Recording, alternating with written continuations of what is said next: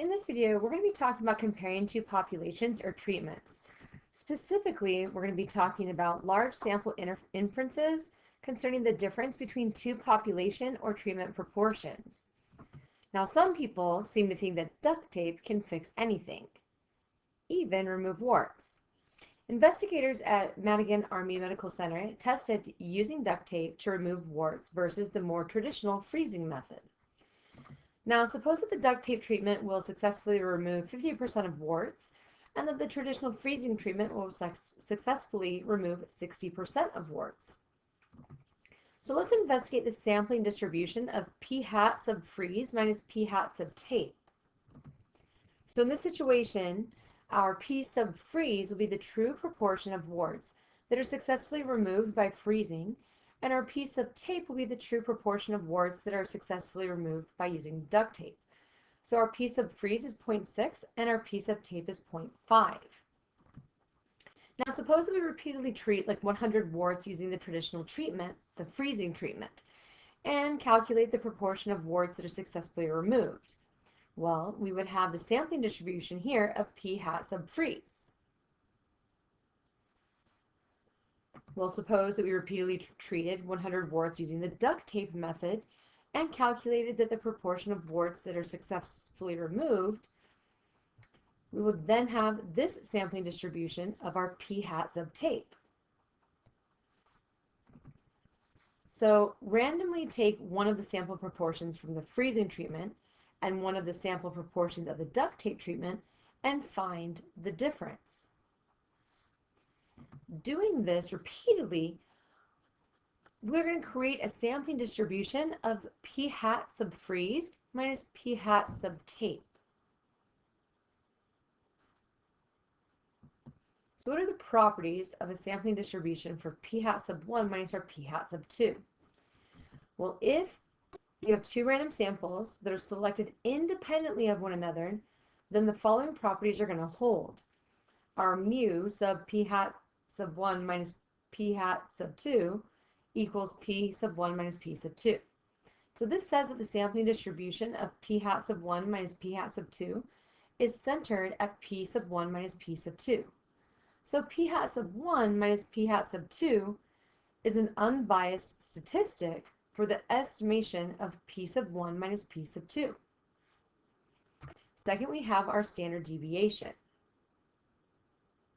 And third, if both your n sub 1 and n sub 2 are large, then the p hat sub 1 and the p hat sub 2 each have a sampling distribution that's approximately normal. And their difference, p hat sub 1 minus p hat sub 2, well, it also has a sampling distribution that is approximately normal.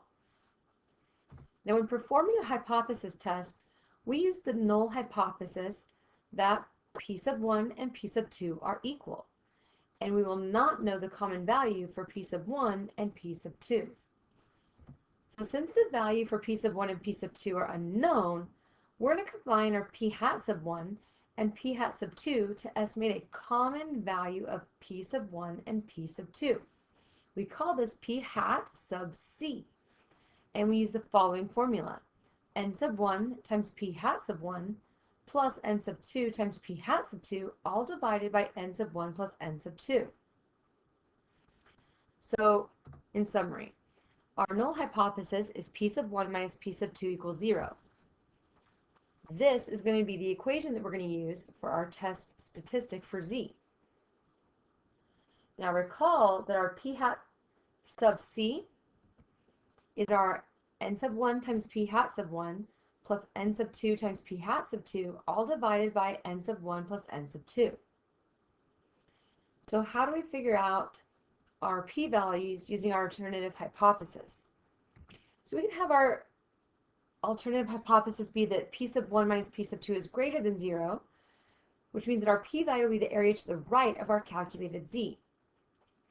Now, if our alternative hypothesis is p sub 1 minus p sub 2 is less than 0, then our p-value will be the area to the left of our calculated z.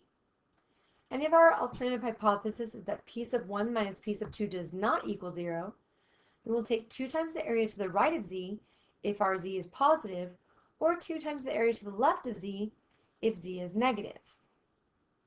So what are some other ways that we can write hypothesis statements? Well, for our null hypothesis, we can simply say that p sub 1 equals p sub 2.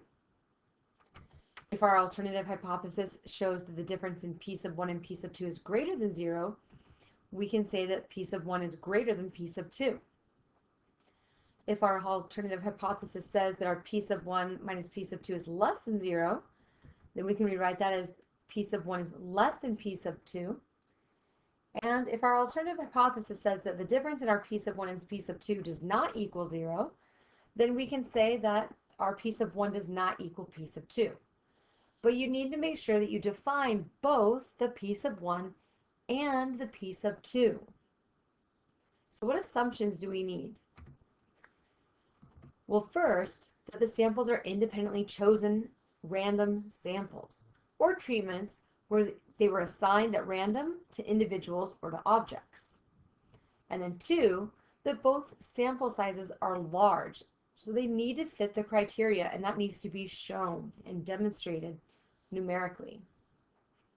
Now, since p sub 1 and p sub 2 are unknown, then we must use p hat sub 1 and p hat sub 2 to verify that the samples are, in fact, large enough. So let's head back to our duct tape problem. So again, investigators at Madigan Army Medical Center tested using duct tape to remove warts. Patients with warts were randomly assigned to either the duct tape treatment or to the more traditional freezing treatment. So those in the duct tape group were duct taped over the wart for 6 days. Then remove the tape, soak the area in water, and used an emery board to scrape the area. An emery board is like a nail file. Now this process was repeated for a maximum of 2 months or until the wart was gone. And here's our data. So we want to know, do these data suggest that freezing is less successful than duct tape in removing warts? So we're going to go ahead and define our p sub 1 and p sub 2 and write our null and our alternative hypotheses. So we'll say that p sub 1 is the true proportion of warts that would be successfully removed by freezing, and p sub 2 is the true proportion of warts that would be successfully removed by duct tape. So our null hypothesis tells us that p sub 1 minus p sub 2 is 0, and our alternative hypothesis says that p sub 1 minus p sub 2 is less than 0. Now we need to find our assumptions. So our subjects were randomly assigned to the 2 treatments, so that works. So now our sample size is large enough. And we can say yes, they are. As we plug in our values, we see that for each instance, each of the values is greater than or equal to 10. So we're going to calculate our p hat sub c, which gives us a value of 0.73. We can then take that and plug that into our z formula, giving us a z-score of negative 3.94.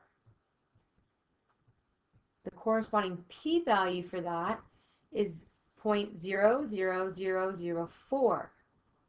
We're going to use an alpha of 0.01.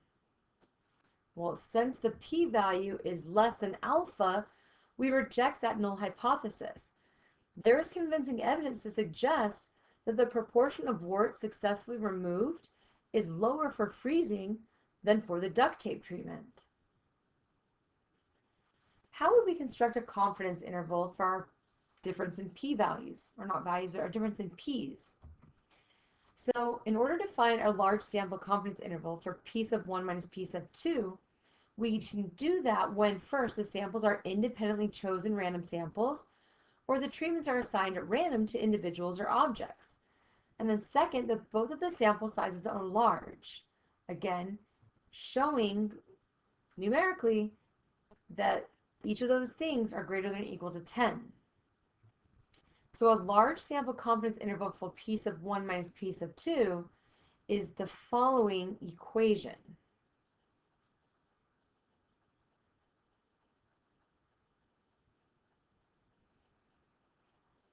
Let's do an example.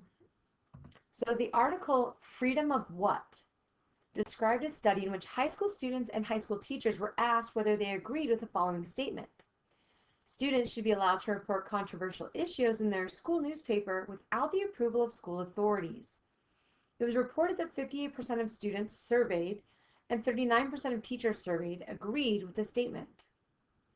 The two samples, 10,000 high school students and 8,000 high school teachers, were selected from schools across the country.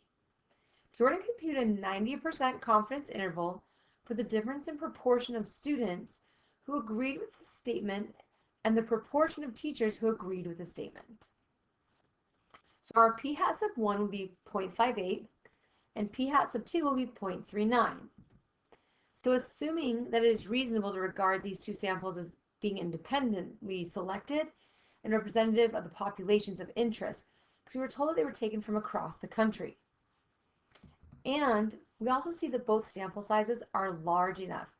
As we plug in each of our n sub 1s and our p sub 1s and n sub 2s and p sub 2s, we get that in each situation we're greater than or equal to 10. So we're now going to plug in our values into our equation to get our interval. Doing so gives us an interval of 0.178 and 0.202. So we can say that we are 90% confident that the difference in proportion of students who agreed with the statement and the proportion of teachers who agreed with the statement is between 0.178 and 0.202.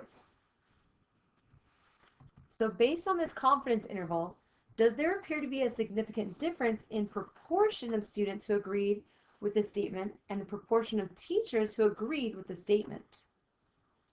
Well, we can say that we believe that the proportion of high school students who agreed that students should be allowed to report controversial issues in their student newspapers without the approval of school authorities exceeds that for teachers by somewhere between 0.178 and 0.202.